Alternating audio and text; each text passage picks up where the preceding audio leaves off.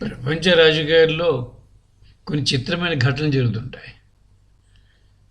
అవి వెంటనే ప్రభావాన్ని చూపవు కానీ అవి రాబోతున్నటువంటి ఒక పెద్ద మార్పును సూచిస్తాయి. అమెరికాలో యుఎస్ సిఐఆర్ఎఫ్ అనే ఒక సలహా సంస్థ ఉంది. అది 2026 నివేదికలో డొనాల్డ్ ట్రంప్ ప్రభుత్వానికి ఒక సూచన చేసింది. భారతదేశానికి చెందిన రాష్ట్రీయ స్వయం సేవక్ సంఘ్ మీద అమెరికా శాంక్షన్స్ విధించాలని కోరింది. ఇది కేవలం ఒక నివేదికలోని ఒక అంశమా, లేక భారతదేశం గురించి అమెరికా ఆలోచనల్లో వస్తున్న మార్పులకు ఇది సంకేతమా అనే అంశం మీద ఒక పెద్ద చర్చ మొదలైంది. ఈ వీడియోలో దాన్ని మనం లోతుగా విశ్లేషిస్తాం. యుఎస్ సిఐఆర్ఎఫ్ అంటే United states commission on international religious freedom. ఇది అమెరికా ప్రభుత్వానికి సలహాలు ఇచ్చేటువంటి ఒక స్వతంత్ర సంస్థ. ఇది వివిధ దేశాల్లోని మత స్వేచ్ఛ, సామాజిక, ధార్మిక పరిస్థితుల్ని పరిశీలిస్తూ ఉంటుంది. ఆ అంశాల మీద ప్రతి సంవత్సరం ఒక నివేదికను విడుదల చేస్తూ ఉంటుంది. యుఎస్సిఆర్ఎఫ్ 2026 రిపోర్టులో భారతదేశ సామాజిక పరిస్థితుల మీద తీవ్ర ఆందోళన వ్యక్తం చేసింది. ముఖ్యంగా మత స్వేచ్ఛ ఉల్లంఘనల మీద విస్తారంగా ప్రస్తావించింది.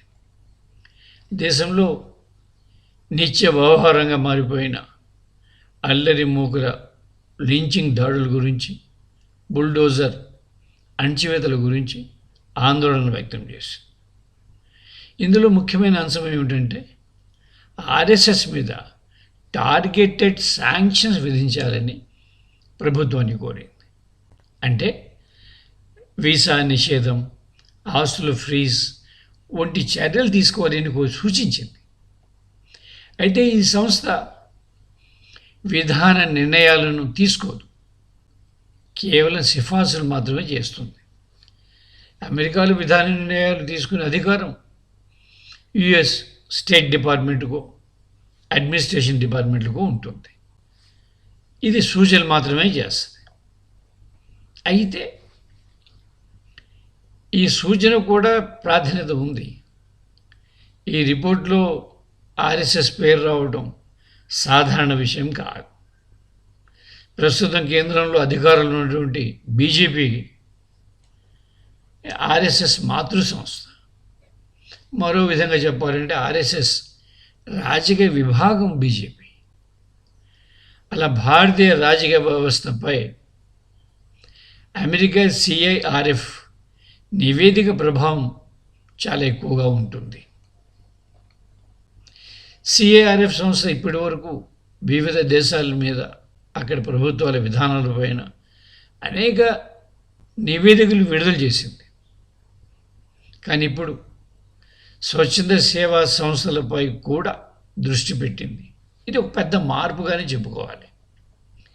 స్టేట్ నుండి సొసైటీకి విమర్శల మార్పు జరిగింది.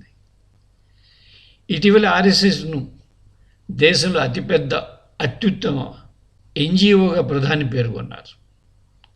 అలాంటిది ఆర్ఎస్ఎస్ను ఒక ప్రమాదకర సంస్థగా అమెరికా సలహా సంఘం పేర్కొనడం తీవ్రమైన పరిణామంగానే చెప్పుకోవాలి. ఇది చాలా కీలకమైన ప్రశ్న. భారతదేశం అమెరికాకు ఒక ముఖ్యమైన వ్యూహాత్మక భాగస్వామిగా ఉంటుంది. ప్రపంచ మార్కెట్ మీద చైనా ప్రభావాన్ని అదుపు చేయాలంటే ఇండియాతో సత్సంబంధాలు కీలకమని అమెరికా భావిస్తోంది. అందుకే ఈ సిఫారసులు అమలు కాకపోవచ్చు. అంటే ఈ నివేదికకు ప్రభావం కన్నా సంకేత ప్రభావమే ఎక్కువ. ఇప్పుడు ఇంకో కథనం కూడా ప్రచారంలో ఉంది. యుఎస్ సిఏఆర్ఎఫ్ సంస్థ 2024లో విడుదల చేసిన నివేదికలో ఇరాన్ మీద తీవ్ర ఆంక్షలు విధించాలని సూచించింది. ఇప్పుడు ఇరాన్ యుద్ధానికి ఆ నివేదిక కూడా ఒక కారణమని అంటున్నారు. అంటే రాబోయే పరిణామాల్ని మనం ఊహించుకోవచ్చు. ఈ రిపోర్ట్ ప్రపంచవ్యాప్తంగా ఒక కథనాన్ని బలపరుస్తోంది. మెజారిటీ పవర్ వర్సెస్ మైనారిటీ హక్కులు. ఇది ఒక చర్చ ఎజెండా. ఎజెండా సెట్ చేసింది ఈ రిపోర్ట్. ఇది మీడియా, అకాడమిక్ సర్కిల్స్, పాలసీ వర్గాలపై తప్పక ప్రభావం చూపుతుంది. భారతదేశం గురించి ప్రపంచవ్యాప్తంగా ఒక కొత్త ఇమేజ్ రూపొందడానికి ఈ నివేదిక పనికొస్తుంది. USCARF నివేదిక వల్ల భారతదేశం మీద తక్షణ ప్రభావం ఉండకపోవచ్చు, అయితే దీర్ఘకాలంలో దీని ప్రభావం తప్పకుండా ఉంటుంది. భారతదేశం మీద అంతర్జాతీయ ఒత్తిడి పెరుగుతుంది, డిప్లొమాటిక్ చర్చలు ఇది ప్రస్తావనలోకి వస్తుంది, జాతీయ రాజకీయాలపై కూడా ఈ ప్రభావం ఉంటుంది, విపక్షాలకు ఒక ఆయుధంగా కూడా మారుతుంది. ఇది కేవలం ఒక నివేదిక కాదు, ఇది ఒక సంకేతం. ప్రపంచం ఇప్పుడు భారతదేశాన్ని కేవలం ఒక దేశంగా కాదు, ఒక ఐడియాలజికల్ మోడల్గా చూస్తుంది. ఈ నివేదికలోని అంశాలు చర్చనీయాంశంగా మారితే ఇండియా మీద ఒక మోరల్ జడ్జిమెంట్ ప్రభావం కావచ్చు. ఇప్పుడు ఒక ప్రశ్న మన ముందుకు వస్తుంది. ఇది నిజంగా గ్లోబల్ హెచ్చరికనా, లేక ఇది అమెరికా ఆడుతున్నటువంటి ఒక ఒత్తిడి రాజకీయమా? అమెరికాకు ఇలాంటి చరిత్ర ఉంది. ఇండియాను తన అదుపులోనికి తెచ్చుకోవడానికి ఈ నివేదికను వాడుకోవచ్చు. ఈ నివేదిక మీద భారత ప్రభుత్వం ఎలా స్పందిస్తున్నది అనేది ముఖ్యం. ఇప్పటికే కేంద్ర ప్రభుత్వం అమెరికాకు లొంగిపోయి నిర్ణయాలు తీసుకుంటున్నది అనేటువంటి అపవాదులు ఉన్నాయి. భారత ప్రభుత్వం ఎన్ని రంగాల్లో ఎన్ని విధాలుగా అమెరికాకు లొంగిపోతున్నదో విపక్షాలు రోజువారీ ప్రకటనలు చేస్తున్నాయి. సంఘ పరివారం కోసమైనా భారత ప్రభుత్వం అమెరికాని ఎదురిస్తుందా, లేక లొంగుబాటు పర్వం కొనసాగుతుందా? మీ అభిప్రాయాన్ని కామెంట్స్లో చెప్పండి.